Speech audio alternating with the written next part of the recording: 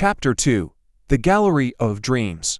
The week passed in a whirlwind of work, but Sophie's invitation stayed at the back of Alex's mind. He couldn't stop thinking about her ease, her laugh, the way she had turned a moment of chaos into something light-hearted. So, when the weekend came, he found himself standing outside the gallery she had invited him to, his heart pounding with nervous anticipation. The gallery was small, tucked away on a quiet street lined with trees. The sounds of the city seemed to fade as Alex stepped inside, greeted by soft music and the gentle murmur of voices. The walls were lined with Sophie's paintings, each one bursting with color and emotion. Abstract shapes danced across the canvases, blending into scenes that seemed both familiar and dreamlike. There was something about her work that drew him in, as if each painting was a story waiting to be understood. As Alex wandered through the exhibit, he couldn't help but be drawn to one painting in particular. It was different from the others, more personal. It depicted a city skyline at night, the buildings illuminated by the soft glow of streetlights.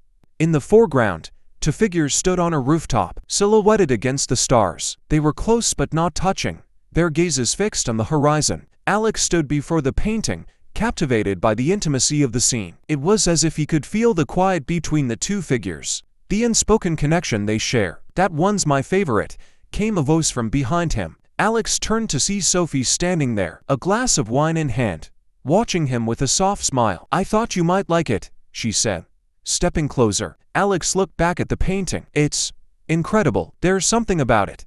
It feels like it's yours," Sophie finished for him. She wasn't asking, she was stating a fact. "That's how I felt when I painted it. Sometimes, when you create something, it feels like it belongs to someone else, like you're just the vessel." He looked at her, trying to understand her words. "And who do you think this belongs to?" She met his gaze, her eyes steady. "Maybe you," she said quietly, her voice carrying the weight of something unspoken. They spent the rest of the evening talking, moving through the gallery as Sophie shared the stories behind each piece. She told him about her life, how she had fallen in love with painting as a child, and how art was her way of making sense of the world. Alex listened, entranced by her passion, her words wrapping around him like a soft blanket. By the end of the night, they found themselves outside the gallery, standing under the same stars that had inspired her painting. "I'm glad you came," Sophie said, her voice a little softer now, more vulnerable.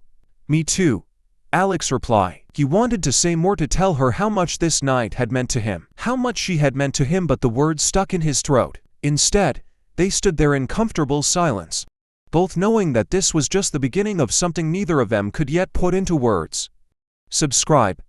Part 3 on my TikTok page. Full video on my YouTube channel.